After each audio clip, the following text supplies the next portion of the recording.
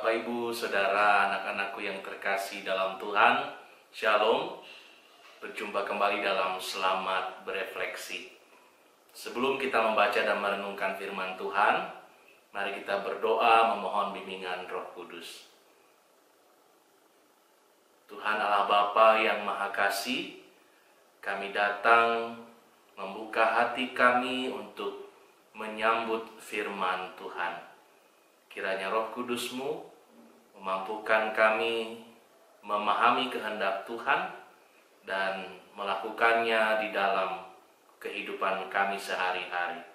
Dalam nama Tuhan Yesus Kristus kami berdoa. Amin. Pembacaan Alkitab 2 Timotius 4 ayat 1 hingga 5. 2 Timotius 4 ayat 1 hingga 5. Begini firman Tuhan.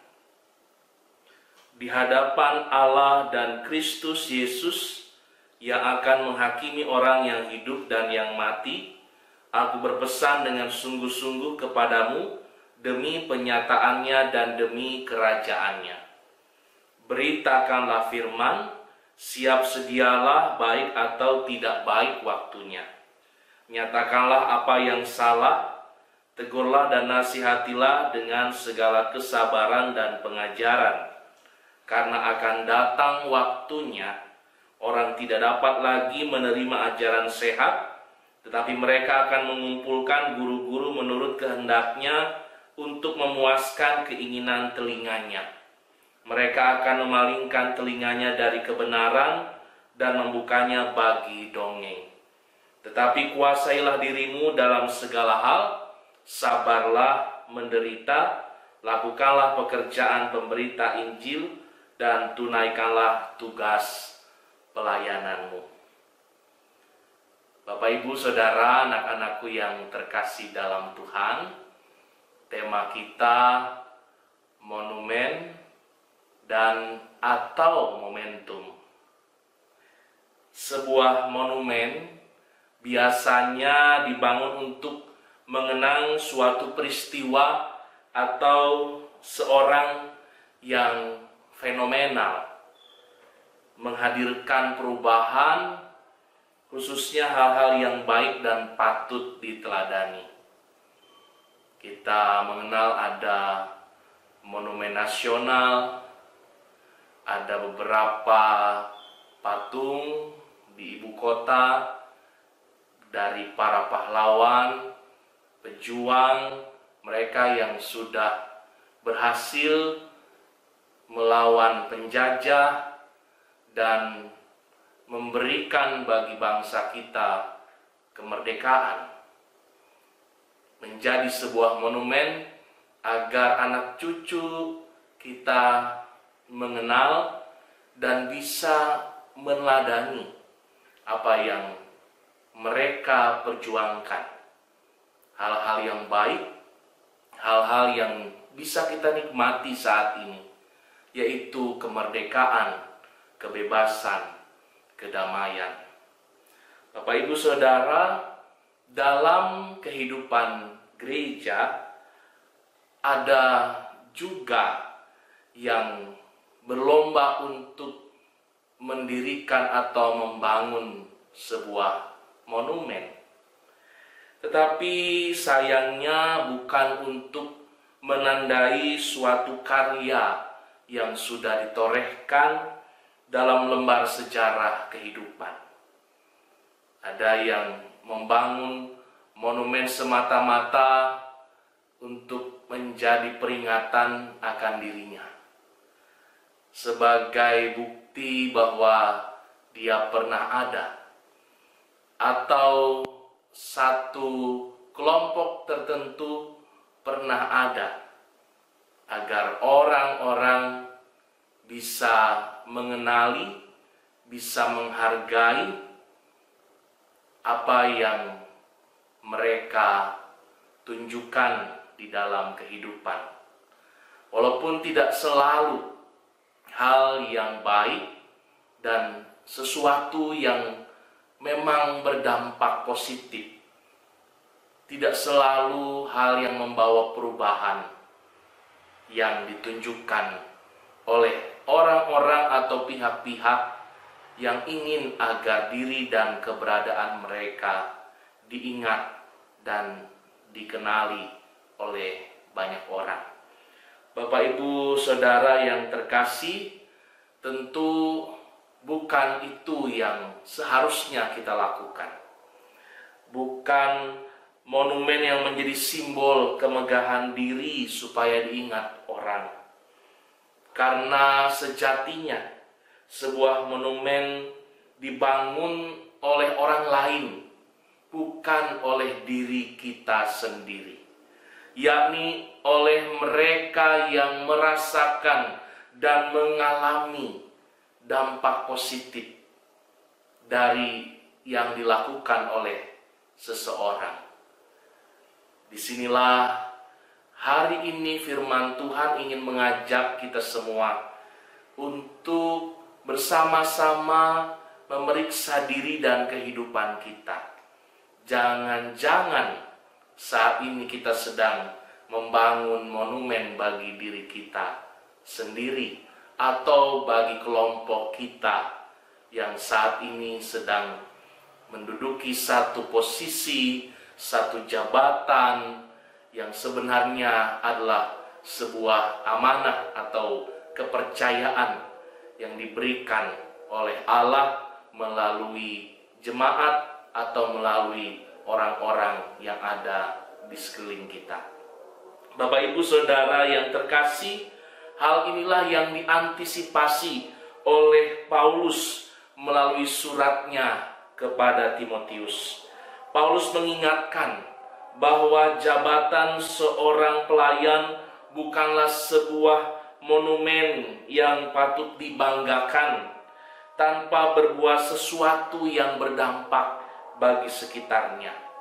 Menjadi pelayan bukanlah posisi yang enak, bukanlah posisi menduduki kursi-kursi khusus lalu dipandang oleh banyak orang. Saudara-saudara, seorang pelayan justru harus siap keluar dari zona nyamannya. Maka firman Tuhan hari ini memberi nasihat bagaimana seorang pelayan harus siap menghadapi berbagai tantangan. Yang pertama, kondisi yang tidak selalu baik dan aman. Bapak, Ibu, Saudara yang terkasih dalam Tuhan, yang kita hadapi dalam hidup ini tidak selalu baik dan aman. Tapi Paulus mengatakan, baik atau tidak baik waktunya, kita harus siap melayani. Jadi jangan menunggu ketika semuanya dalam kondisi baik dahulu, atau dalam keadaan yang ideal menurut pikiran kita. Keadaan apapun, situasi apapun yang ada, waktu kapanpun juga, ketika Tuhan memanggil kita, maka kita harus siap. Baik atau tidak baik waktunya, kita harus berani keluar dari kenyamanan kita, dan kita menyambut panggilan Tuhan itu. Yang kedua, tantangan seorang pelayan adalah orang-orang yang dihadapi tidak selalu ramah dan terbuka untuk menerima.